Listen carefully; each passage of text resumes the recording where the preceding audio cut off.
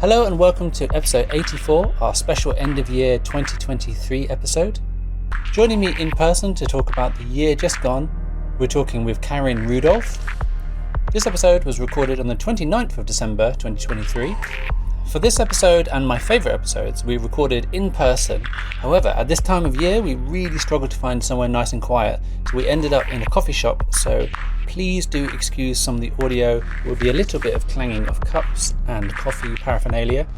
I've done my best to edit out the general background noise, so if it sounds a bit unusual, that's because of the heavy-handy editing going on. In this episode, we talk about algorithms of oppression, existential risk of AI, that horrible acronym TESCREAL, Geoffrey Hinton's resignation, the AI Safety Summit, EU's AI Act and nearing its publication date, the New York Times' recent lawsuit, neural rights, the AI Ethics, Risk and Safety Conference, and much, much more. If you'd like to find more episodes, you can go to machine-ethics.net. You can contact us, hello@machine-ethics.net.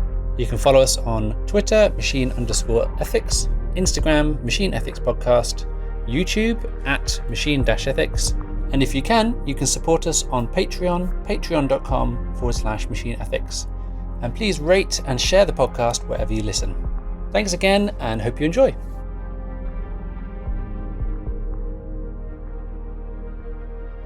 Hi, welcome to the podcast. Could you introduce yourself, who you are and what do you do? Hello everyone, and it's great to be here. Thanks for inviting me, Ben, after so many years. My name is Karin Rudolph, and I'm the founder of Collective Intelligence, which is a Bristol-based consultancy, and we provide training and resources for organizations that want to incorporate ethical thinking and to also understand the potential risk, ethical and societal risk of emerging technologies. I'm also the co-founder of the Tech Ethics Bristol Meetup, which has been running for 3 years, has been really successful. And also, last one,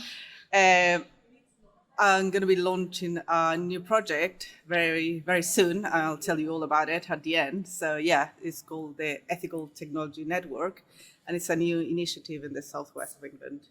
Wicked. So thank you for joining me on this yearly kind of roundup, ramble, chat about what's happening in AI ethics. So before we get into that, Karin, I know it's coming. What is AI? What is it to you? What do you think? God, okay. I think AI, the best way to define AI is a work in progress, really. I don't think anyone can give a definite answer or a really good, super clever answer what AI is. So artificial intelligence has been around for decades. Now everyone talks about it, but I mean, the two things is the way they try to understand is artificial. I mean, it's not natural. And intelligence. Obviously, there are lots of definitions of intelligence, and people argue about if these machines are intelligent or are, stupid or whatever. I think the way to understand AI is maybe from a kind of technical perspective. It's basically a software or machine learning that uses large language models or a vast amount of data to make some type of pattern recognition or pattern analysis and to try to predict what's coming next, which is the case of large language models. That's kind of the boring technical definition, but obviously we want something a little more interesting than that. So there are lots of different definitions that is going to be according to your field of studies or your interests. Lots of people say, and I think I agree with that, coming from as a social scientist, my background sociology, there are social technical systems, which means they are embedded in society. We feed the system with our behaviors, our kind of rules, with all our kind of society as a whole. And we also interact in ways they also feed us back with some of those results. So it's kind of a circle, and it's constantly a constant kind of feeding each other, basically. So in that way, it's a lot more than just a software. The third potentially way to understand AI is to understand it as a system, which some people will say is a system of oppression, something that's going to manipulate people. That's kind of more a vertical ways to understand AI or understand any technology. So some people are really scared of this kind of level of manipulation of especially big corporation or big enterprise can have into kind of people's behaviors. Other people see the opposite as kind of system of liberation, techno-optimism, everything's going to be great, the society is going to thrive, and we're going to be fantastic.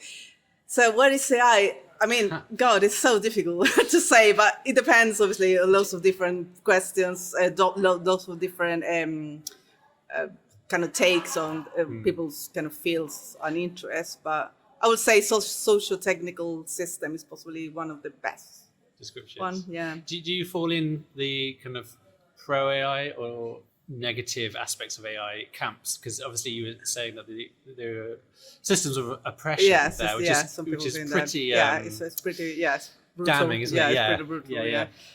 I mean, I don't believe any of the two extremes. I think, and especially when you work in kind of trying to do ethical thinking about these systems, I think that shows people are realistic more than anything. I don't see artificial intelligence as an evil force in any way. I love technology. I think technology is an amazing thing. And the reason I want, and lots of people, yourself, working in AI ethics or the field related to technology ethics, is because we believe the things can be good, and we want to ensure that we're using a method of all the tools we have to make these things work better. I think people who don't believe this is good or it's completely evil is the people who say, no, you need to stop it. You need to stop all development. You need to stop everything because it's so damaging. But if you want to intervene in a way or another, that's my take on this. I think it can be a really interesting tool. And yes, it's amazing technology. So we'll be pro AI in that sense. That's good. Sweet. I'm doing double thumbs up here. It kind of depends though, right? Yeah, of course it depends. But I don't see evil forces. I don't see Terminators, and I think people get really obsessed with these things. I think it's a good segue because I was preparing for the conversation, and I felt like that we had in the roundup episodes different years for kind of like things which were big, right? So last year it was generative AI. Generative AI was kind of seeping out of the academic sphere into the public sphere, and it was becoming images and text and all these sorts of things. And so last year really was a big year for generative AI. You could probably say that again for this year because it's just continued. Yeah, absolutely. But also what you were alluding to is that obviously as ethicists, we don't talk about evil, good, talk about the nuance of the situation, what aspects we want to take forward into the future. But there's this, I think this is the year of existential risk. It is, It's been coming for a long time, but I feel like it's really hit the public sphere absolutely. in the same way. Yeah, I think that's really interesting. And it's not, okay, there are so many aspects. I mean, this is like an entire series of podcasts to talk about existential risk. Lots of things are happening. Lots of things also happened, especially from March 2023, when we saw the letter from the Future Life Institute in America, which is an institution also linked. Some people, it is linked really. It's not some people. It's linked to the idea of existential risk of artificial intelligence. You have people like Max Tegmark, who has been famous for being kind of on that side of long-termism and transhumanism. You have also Stuart Russell, which is a lot more moderate, but he still kind of believes in those things. Yeah. My take on that is, I think it's important. It's an important conversation. I don't agree with people are like, oh no, we shouldn't be talking about this. It's like kind of forbidden topic. I don't think that is helpful. We might disagree. Yeah, absolutely, but it's worth discussions. When it comes to existential risk, some people also link this to something called TESCREAL bundle. Have you heard about this? TESCREAL is a really weird. So it stands for transhumanism, extropiaism. Yes, no, I have heard it. There are a couple more. I don't remember. Really it's a really long thing, which is a guy. I don't remember his name. Who's been talking about this for a few months or maybe years. I don't know. Basically, there are three elements from existential risk of people who believe this kind of AI development of very clever AI can lead into existential, human extinction, basically. Yeah. So transhumanism, which is the idea of we'll become some type of cyborg, and some people see that this as a natural evolution, human evolution. So our next step is to become, Yeah. some type of mind machine, arms, robotics. Yes, So we yeah. are kind of half human, half robots. Yeah. Some people really believe that's the next step of evolution. Yep. We can argue against it, or in favor against. I'm but, already a robot. you know. So, yeah. So, but that some people believe that. But then you start adding things like long-termism, which is it's not necessarily long-term vision. Long-termism is almost a religious. It's really strange. I think this is, you hit across what I think most people have the problem with this whole thing, is that it seems like a pseudo science religious it's a thing. really strange thing. And I almost don't think in isolation each of those things per se are problematic. They're just a way of viewing the kinds of things that you could put money and effort into, right? Yeah, absolutely. Or like beliefs in what we should be doing. But the idea that you have all these different things and they all contribute to this almost religious vision of the world, which you think is correct, is probably problematic and upsetting.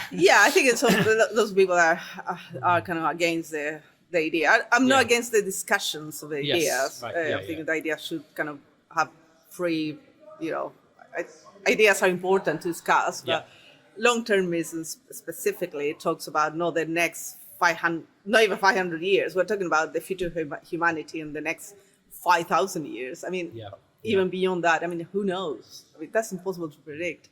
And the religious component, which I find quite interesting, and also has been, people criticize that a lot, is this sense of we're constantly looking for transcendence, in the sense we're going to be more than our kind of mortal bodies. So we're going to die, we're going to become this kind of singularity, like some type of cosmic travels, which is, I start getting really like, okay, I don't really understand the cosmic travels. But then you have things like effective altruism as well, which is into the mix.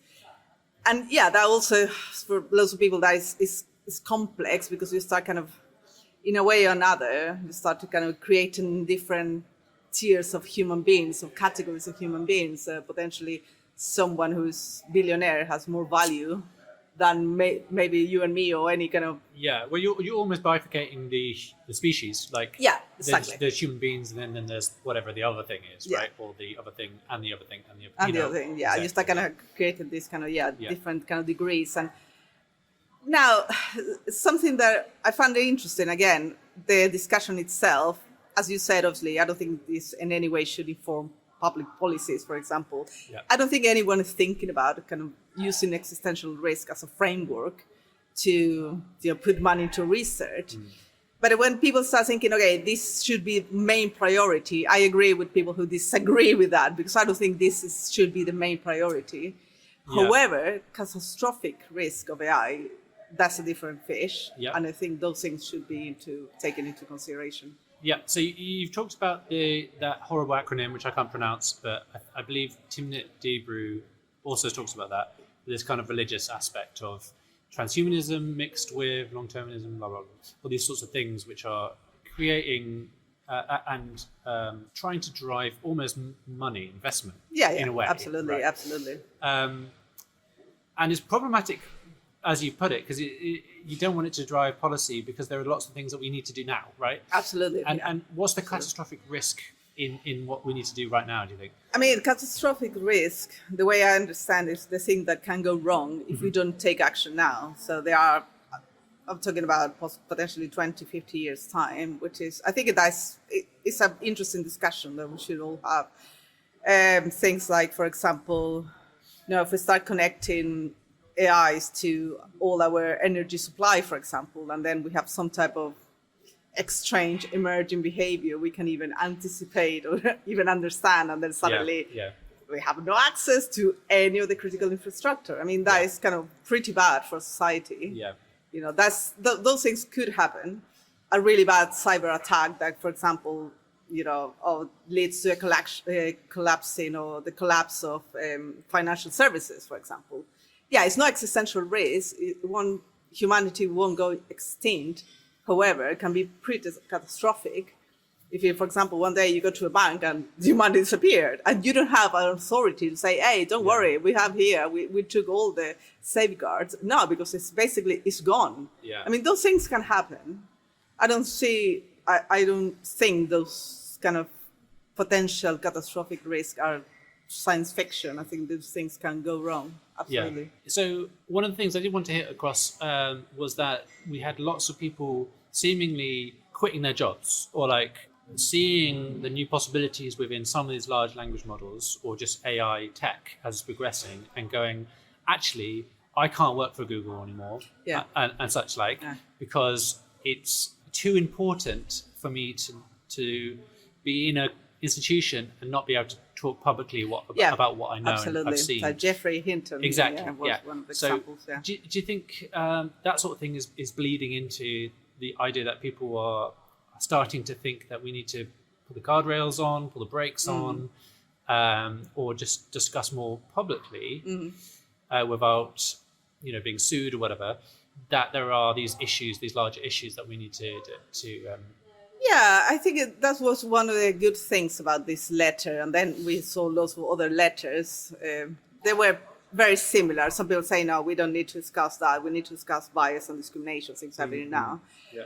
But the good thing about all these letters and all these discussions and the people like Geoffrey Hinton and all the people, also they came saying, okay, it became at some point, I think in March, possibly June, that was the main topic of discussion and mainstream, which is really important. As you said before, it was like academics having some discussions, and then everyone was talking, BBC News, everyone. I think that's an important thing, because we need to discuss this. We need to put also pressure on governments to put regulations. It's been 3 years since the European Commission started talking about regulations. Now we're gonna we can talk a little bit more about that. But I think that it's a good amount of pressure, and I think that's an important thing to do. As a society, we also need to understand the things.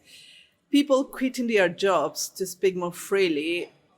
I think that's definitely it's a good sign. I don't see anything wrong with that.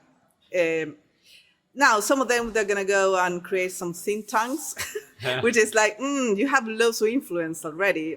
We'll see. Depends what you're going to do with that knowledge. Yeah. You're not interested in the think tanks?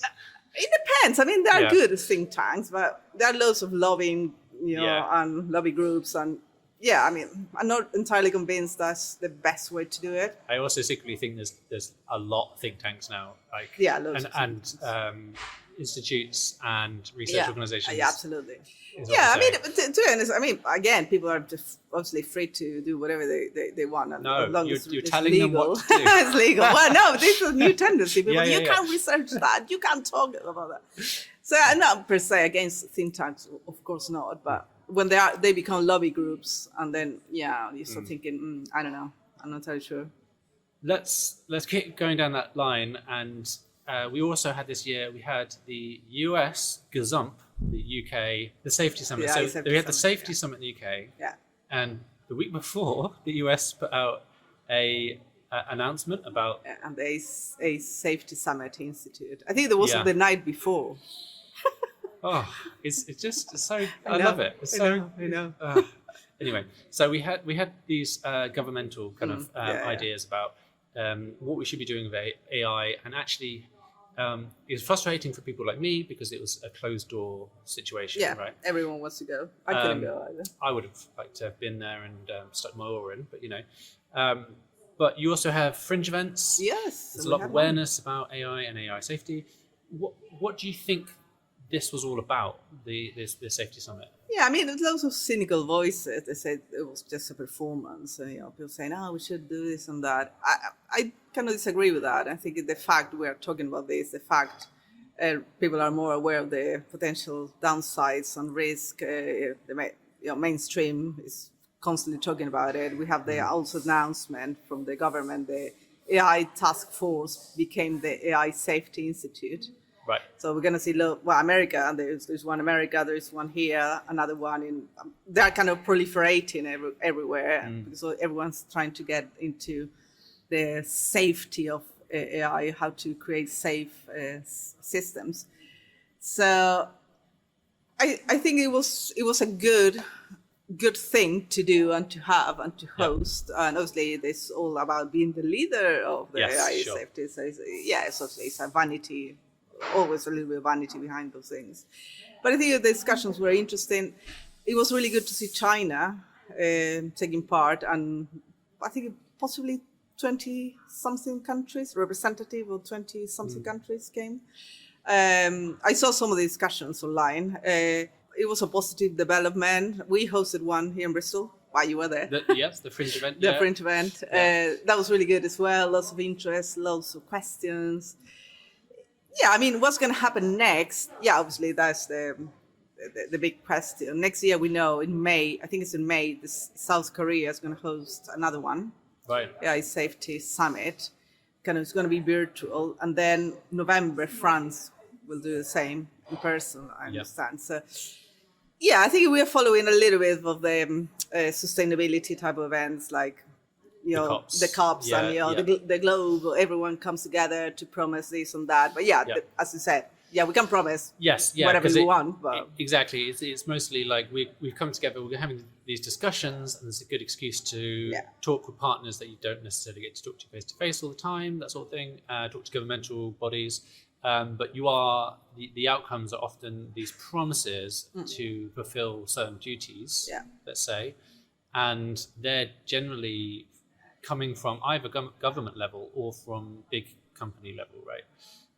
So we will see the invites going out to your Facebooks and Googles and all the big tech, all the big players, Which I think is we need to invite these people. Yeah, we need to have lots of people, academics, members of civil society, absolutely. We need to have them all. Only 100 people got an invitation, so obviously lots of people were upset. The golden ticket. It's like, I want to go. But everyone wants to go. Wow. But the interesting thing also is also people were kind of thinking, they're going to be discussing existential risk. And I don't think that's fair representation, because I don't think they were talking about existential risk. In my impression, they talked about long-term risk, not necessarily then 500 or 5,000 years, but they were talking about what can go wrong. They talked a lot about creating something similar to the called nuclear atomic agency, the International Atomic Agency. So kind of this global body, with some powers to say, okay, this is a high-level risk of something going very wrong, similar to kind of nuclear disaster. So they can stop saying, okay, we need to stop this at this point, like alert type of thing. That's very reassuring. But and there was lots of conversation also about bias and discriminations. I think it was, to say, it was more or less balanced to some extent. Obviously, the first one, next one should be better, but code of conduct, lots of companies saying we don't need regulations, we can have some type of promise, and we promise not to this. I mean, those things are complete nonsense in my view. This is the type of things that they don't help, because I can have code of conduct, or can have promises to never do this, and then that's for me. I guess it's something that we've been working on, collectively and separately for ages, like advising like what people should be doing. And absolutely. Part of that is publicly saying what you want to, how you want to conduct yourself, what your principles or your ethics or whatever it is. But you have to follow that up with we need to you need to have some actions, and not just code of conduct and promises or more frameworks. We know there are like 500 plus frameworks. I mean, we have plenty of those things. We need to start implementing this. So it's good only if they can lead to regulations. I'm a big fan of regulations. A lot of people are, no, we shouldn't have. I think that's complete nonsense. I was going to ask you that. So part of this equation is that we've had the EU a bit like the GDPR, which was brought out in 2018, I think, but was talked about before that. So now we're going to have a EU-led, I guess, again, like gold standard regulation. Should be seen. Which will influence lots of different countries. Obviously, the UK, where we are, we're no longer in the EU. No, so we're going to have to do something about that, right? So we're going to have to look at that legislation and go, okay, what bits are we going to take on board and which are we not? So you're like pro... Oh, I am pro regulations. Obviously, you need to have good regulations. There are lots of things, lots of levels of uncertainty, lots of things you can't really, forecast or predict. But the interesting thing about this EU AI Act which is, I saw the draft. The final draft was published. It was Saturday 8th of December. I woke up, I was like, oh yeah, pass, because it was like 3 days of kind of negotiations, and France, Germany, and Italy, I think they were against the regulation of things like generative AI. There were lots of discussions about open source AI and innovation, what's going to happen with these businesses. But at the end, they reached some type of agreement. Now it has to go next year, well, early 2024, potentially March, May, I'm not exactly when, through the European Parliament and the Council, and then the final agreement, and they will be like enacted. But then you have about 18 months to 24 months to be kind of implemented, so businesses don't have to comply immediately.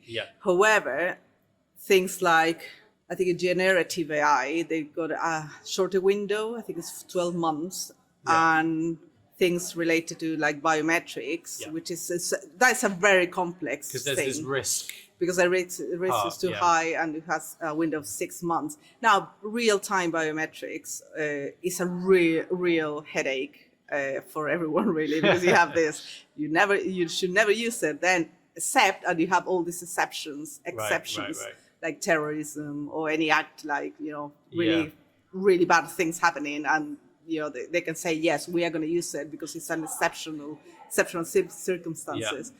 But then that can be abused very easily as well. So it's a very, very difficult one. And also they had the new risk of systemic risk, which wasn't before the law. So you have 4 levels of risk in the EU Act, AI Act. You have the unacceptable risk, you have social scoring, you have things like real-time biometrics with exceptions. These exceptions. Then you have anything like kind of manipulate people behaviors on a scale. So those things that you can develop, you can put on the market. Then you have the high risk AI, which is possibly, I mean, some people say it won't be as many. I think lots of things are going to go into high risk. Anything that can have an impact in people's life, like access to education, employment, financial services, lots of things that health. Computer says no. That's some things that can affect you. So those things are going to be lots of conformity assessment, loads of documentation. It's going to be quite heavy in documentation and all this assessment you need to fill. And lots of companies, I mean, I don't think anyone knows how to do it, to be completely honest, because it has never been done before. So we have all the examples of other type of protocols like biomedics or bioethics. They have kind of very strict protocols. And product liability, when you buy something that is faulty, so you can go say, hey, I need my money back or something happened. But it's a mix of lots of different things I'm trying to put into these AIs because we don't really know how to regulate them. It's gonna be a trial and error. But that's high risk. Then you have limited risk and minimal risk. The interesting thing about limited risk, there are chatbots and things you're going to interact. You have to follow the transparency requirement, which is say, hey, you need to make sure people understand that's a chatbot, it's not a person. You need to ensure you demonstrate that deepfake is actually a deepfake. So you have watermarking, which some people are already saying you are creating, all the system to fool the watermarking, basically. So you got watermarking, and then you got AIs that are trying to say, okay, we're going to ensure this thing. I don't know how on earth they're doing that. But you're going to have one which says, hey, you should be doing that. And then you're going to someone is creating something already to try to erase that.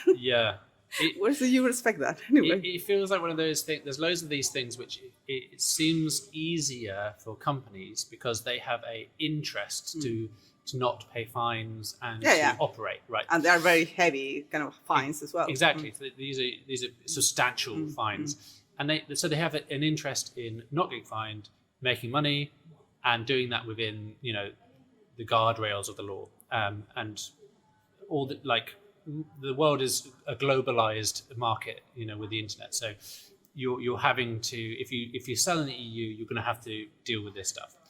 But there's people who are going to be using AI tools for other uses who aren't necessarily companies, who aren't institutions, who aren't incentivized to abide by their systems, or will not actually it won't occur to them that exists. Yeah. Which is going to be like bonkers, right? Yeah. I mean, that's another big problem. Yeah. Absolutely. And I mean, to give an example very quickly, when it comes to things like minimal risk, there's things like spam filters supposed to be minimal risk. And there was a case where I was talking with in a presentation the other day, and everyone laughed because it was like, well, apparently the Republicans in the US, they were complaining against, I think it was Google, saying the company was sending their political advertisement or campaigns to the spam folder. Yeah. So obviously people laugh because they are Republican, haha. But what people don't realize, you can laugh about that now, but what about if there's a minimal requirement? It's like basically you can develop spam filters. Nobody's going to check them. Yeah. But then it's not the political party you disagree with, but it's your business. Yeah. Yeah. Or it's something, a message you want to, because you are launching a new product, whatever, and then company says, actually, I don't like these people. Yeah, so I'm going to send the message into a spam folder. Yeah. That's less funny when it happens to you. And he says, it's a kind of strange, because it's not really a risk. You say, but it can put companies into kind of serious difficulties. Yeah, well, I feel like most of these things, I think AI is like, that's the tool, right, for filtering things which are obviously spam all the way up to maybe less so.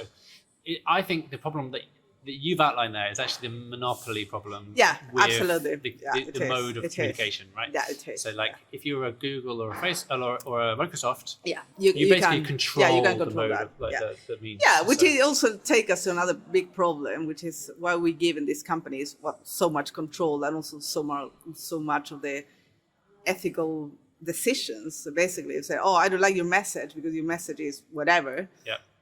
Or it's not according to my values. Okay, fair enough. We have legal things. We got legality to say, okay, these things are acceptable. They are legal and also terrible.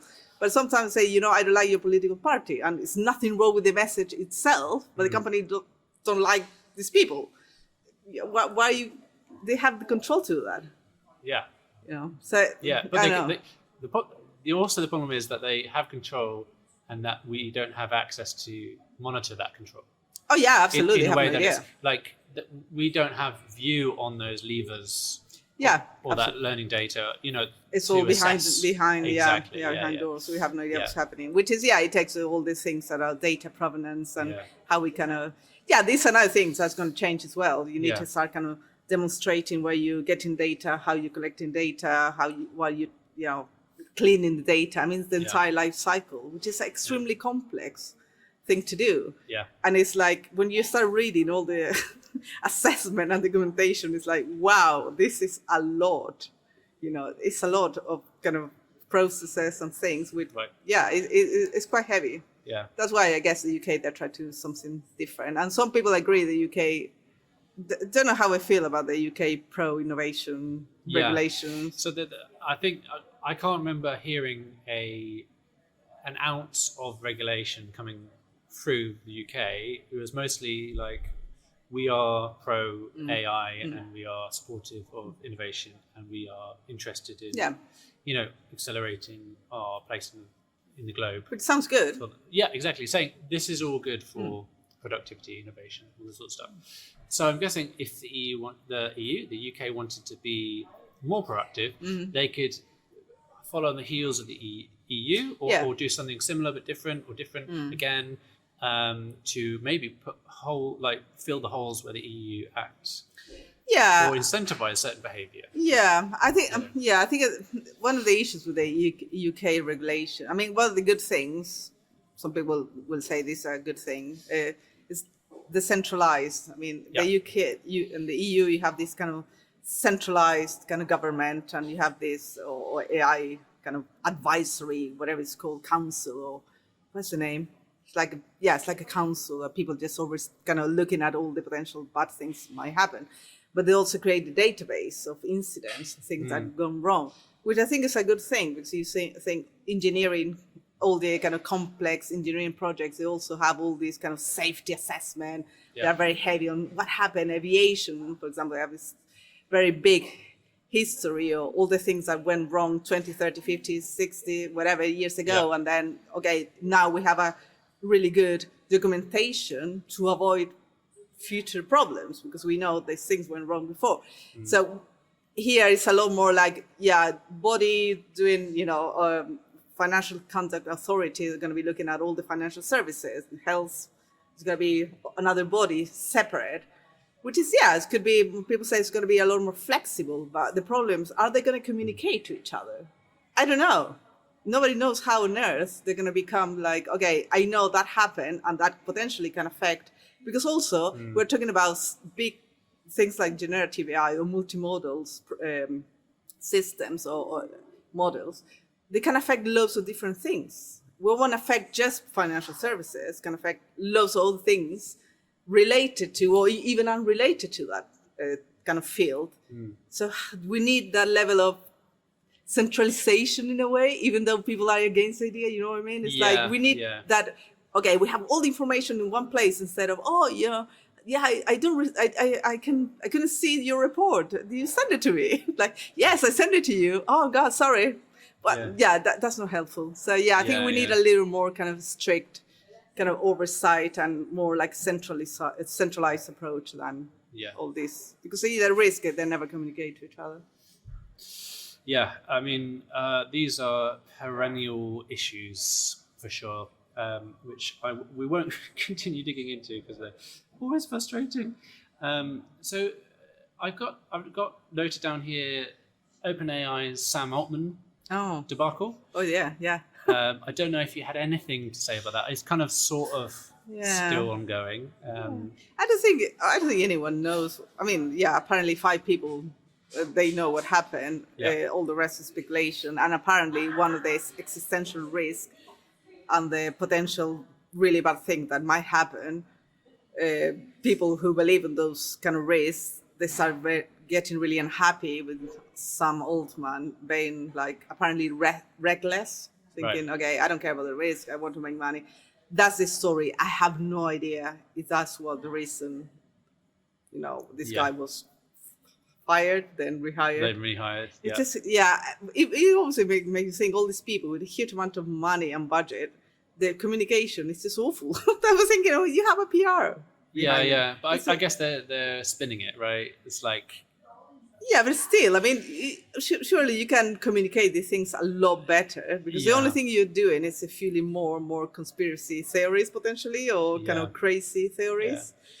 So apparently that was one of the reasons. And they started mentioning this Q star, supposed to be very advanced model. Okay, which is supposed to be like, the advanced model is can do kind of basic math, calculation of math, which is supposed to be like a really kind of breakthrough on artificial intelligence. I think it's called Q star. And that was apparently one of the reasons they started developing something nobody was told.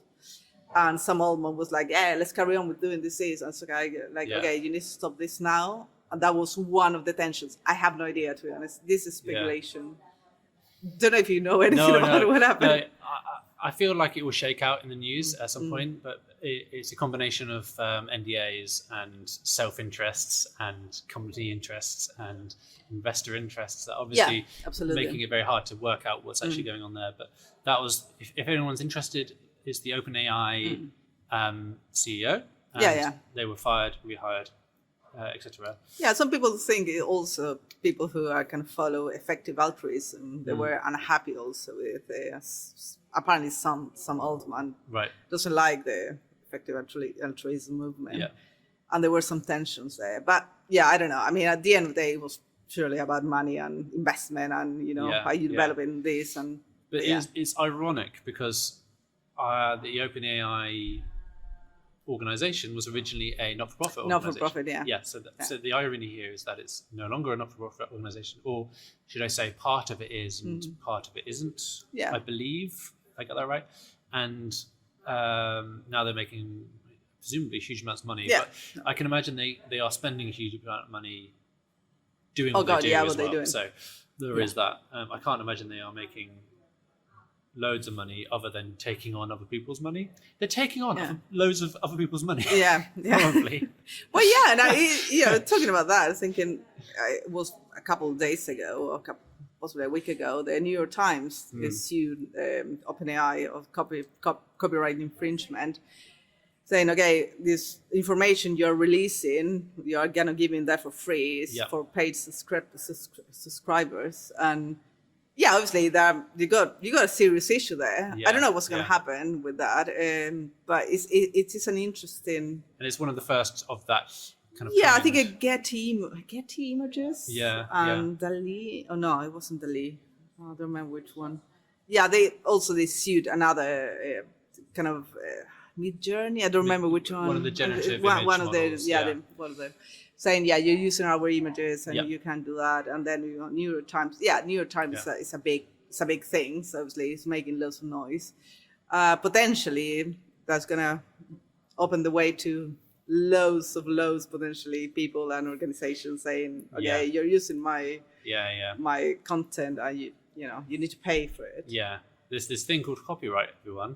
Yeah, this is something, but it's interesting because I was reading about this, and so people say, okay, if they have some type of agreement, we can OpenAI say, okay, we're gonna kind of release a new type of exclusive for New York Times subscribers access. Yeah. So you have OpenAI and you have this link with New York Times, which is specifically for. So if you are a subscriber, New York Times, you can access through OpenAI instead of going into the website.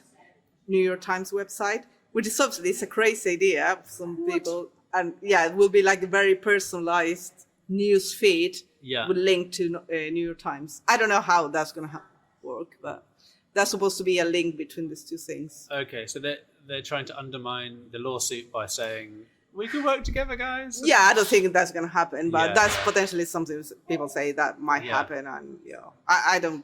I think New York Times is going to obviously they're quite angry about it. Yeah. You can see why anyway. I mean, I think for me that comes back to the idea of it's partly like recommendation systems, but it's also partly search, right? Yeah. And Google and to a lesser extent Microsoft has shown that if you're the winner in search, that's a large profitable place to be. Absolutely. So if the next winner in search is a big language model, then you almost don't have to do anything else already, and you've already got this golden goose situation. You've got this large part of the market without even having to do poetry or help people there and stuff. Yeah, but I'm thinking how's it going to work in terms of, for example, lots of these companies and all the marketing goes through search engine, and then you pay advertisement, and you have all these kind of journeys. People go from one place to another. That will be the ChatGPT type of all in. I don't know, all in one. Well, in my dreams, right? This is where I'm lying in bed going, oh, if only they made the internet different back when commerce existed on the internet. Yeah. Like we don't need to do ads, right? Let's just all pretend that the internet isn't just ads and that we live in a completely different universe. Like there are just simply other business models. And for example, if let's say Google and Gemini, which is Gemini, only just released, been announced last week, if they decided that that's the search is now Gemini or whatever the large model is, and you pay them, then and it is vastly better than anything else out there, I can only imagine people will pay. Yeah, absolutely, absolutely. And it almost doesn't even have to be a large amount of money, because every all those ad hits, millions and millions of people paying. So exactly, It's a bit like that thing when if you're a Facebook subscriber, there's a billion people on Facebook or whatever it is. If everyone paid $1 a month or something like that, that's billions a month, right? Yeah, so it's this scale, situation. So I can envision. I can dream about. Yeah, but you're giving even more control of more things, which is like the idea of super apps, or like the Chinese one, but you got everything in one Yes. big, Yeah. huge application. So you got all Yeah. the financial, all the access to banks, to all your communication, Yeah. health record, everything in one place, which is, Yeah. it makes me nervous, to be Yeah, honest. yeah. And the tendency, or the way we potentially going to go will be into the smaller language models, Yep. actually more symbolic type of AI instead of the thing we have more now. So require less amount of data. It's supposed to be better kind of reasoning or logic. This should be using instead of this massive pattern recognition thing we have now. So the tendency could be the opposite to that. And other people just very quickly, very briefly, like the data pods, the idea of you can kind of have control of your data you buy and you sell, which is the Tim Berners-Lee idea. Yep. And what Brave is slightly different. Brave is they do kind of it's software. solid.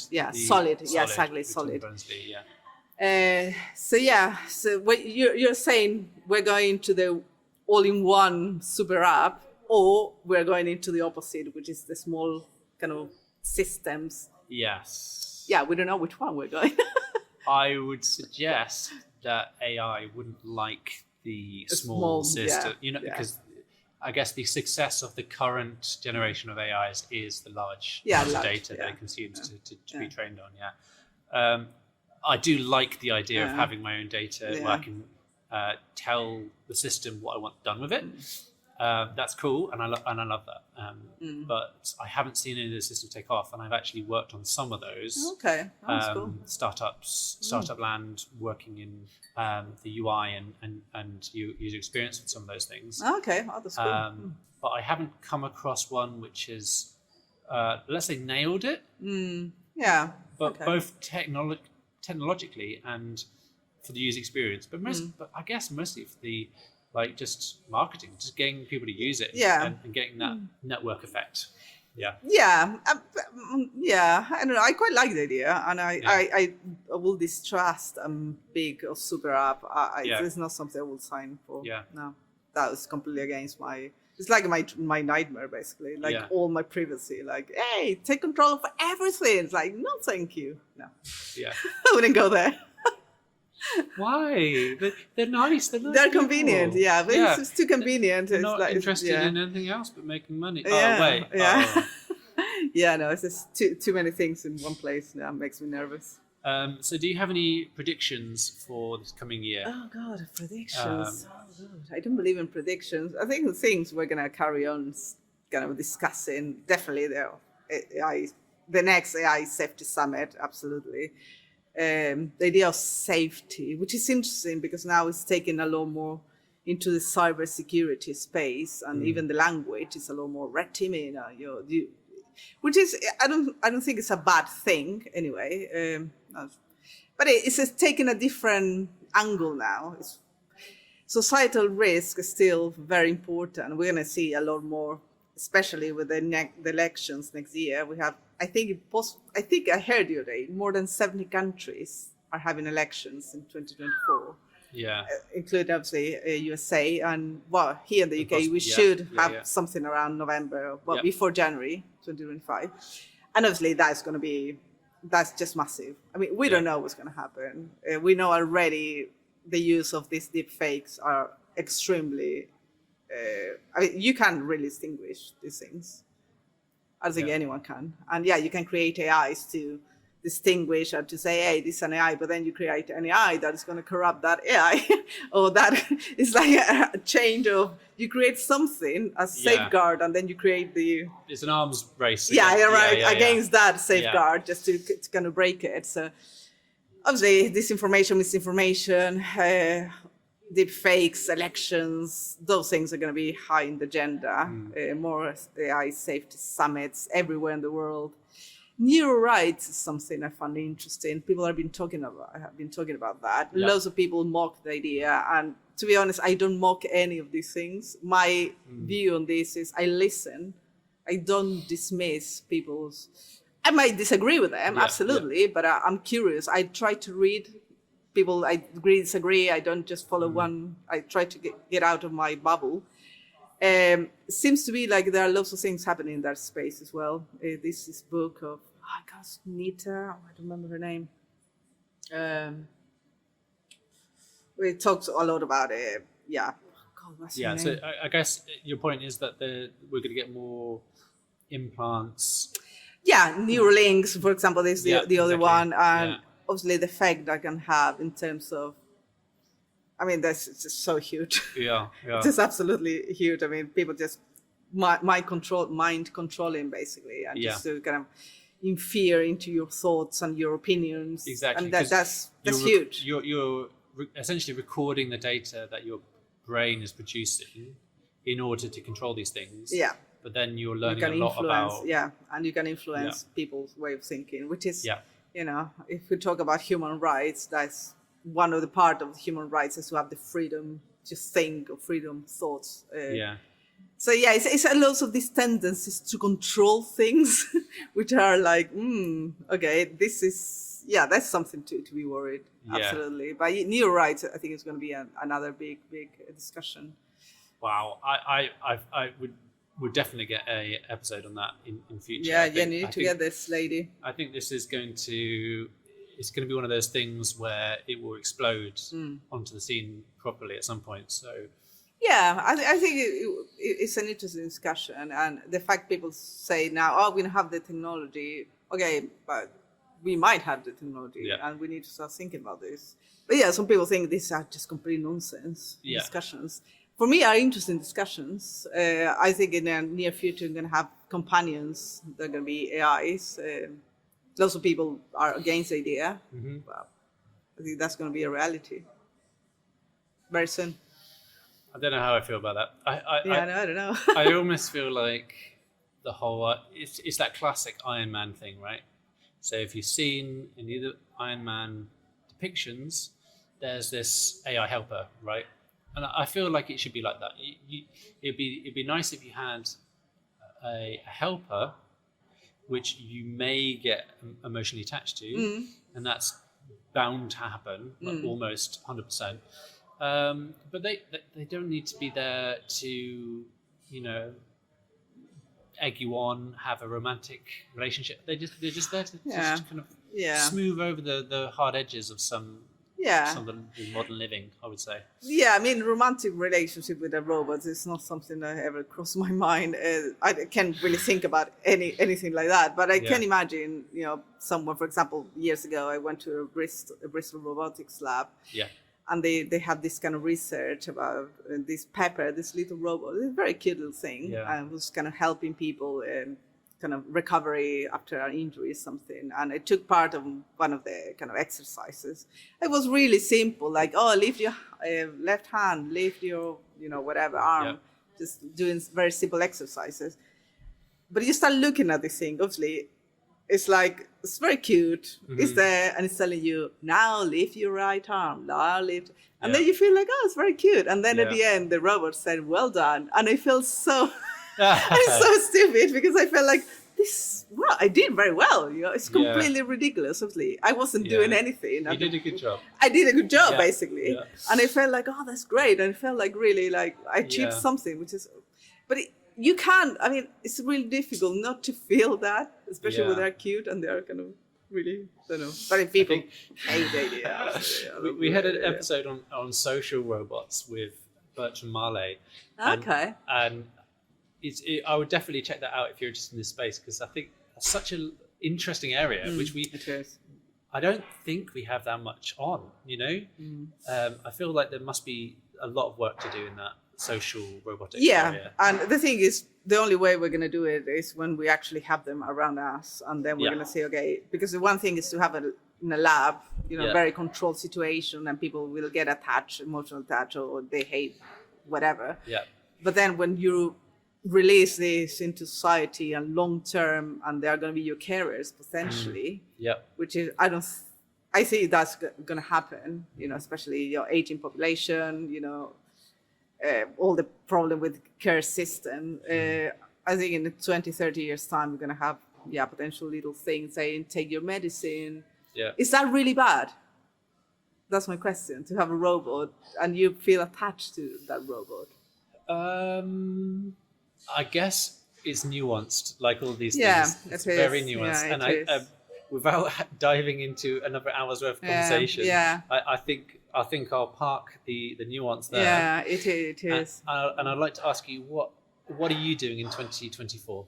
Oh, I got loads of really interesting things I'm going to be doing. Yeah. So yeah, first of all, I'm launching something called the Ethical Technology Network, which is a new initiative in the Southwest. And interesting because I keep saying the Southwest, but I got people from other part of the countries already saying, "Hey, are you kind of doing You're gonna this? come over here, Yeah, or yeah, are you yeah. doing just Southwest?" So I say Southwest because it's based in Bristol mainly.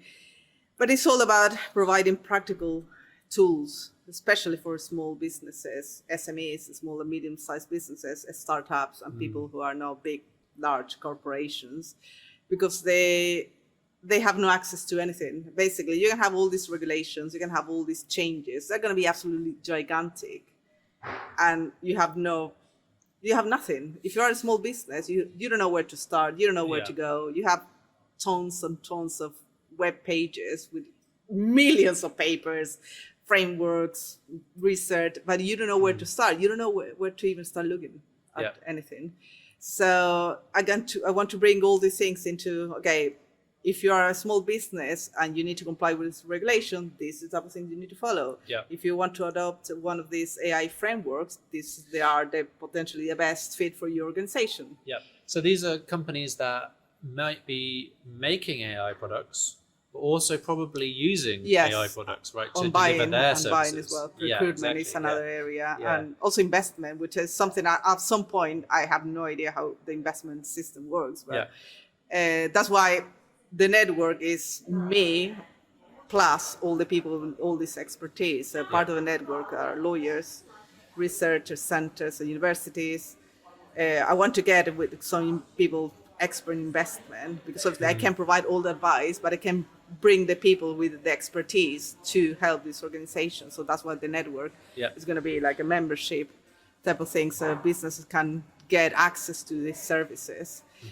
And to launch the network, I'm going to be hosting a AI ethics, risk and safety conference. And I had AI ethics, and then I started adding risk, and then safety. Became too fashionable to not to add safety. I feel like AI ethics is those things as well, but it is. It's absolutely it is. But I think risk is another thing. I was talking about the other day how risk has become a part of the political discourse, a public discourse. People talk about risks in the ways we didn't talk about 10 years ago. So I think a risk is also the idea of, okay, we have risk and we need to understand this risk. And safety, obviously, is the kind of approach this to realize some type of solution. So it's going to be the first one in the region, and I'm pretty sure that's the case. So big deal. It's going to happen the 15th of May, 2024 at the Watershed in Bristol. It's by the harbour side, so it's a really cool venue. And the conference, again, is for businesses. It's very practical. It's not just to have academic discussions or to talk about, conscious machines or whatever, which is, again, they're really interesting topics, but it's not, the conference won't be about that. So it's about businesses helping other businesses, organizations helping businesses.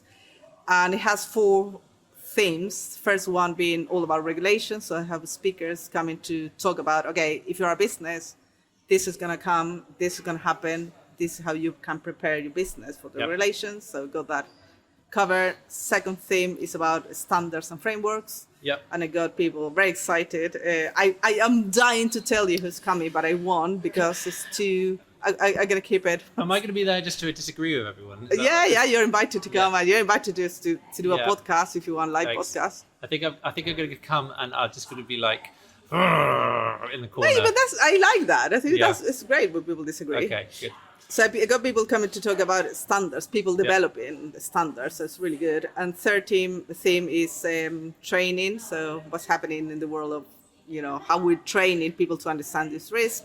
Fourth one, which also is going to be quite unique in that sense, is organizations implementing this kind of frameworks or actually doing the job, not just talking about, we're going to do all these great things.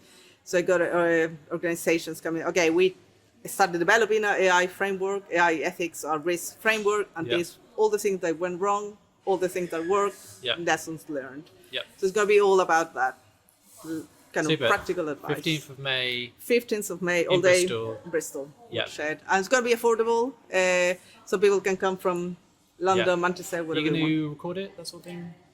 You're going to film it? No, it's going to be unique. Oh. No, just one day. But I'm open to, if you want to do a live podcast. Yeah. Okay, Absolutely. I'll do greatest hits. Yeah, of the no, day. absolutely. Yeah. And we're going to have a Shots. panel discussion and all that. Yeah. So it's something I think. Okay.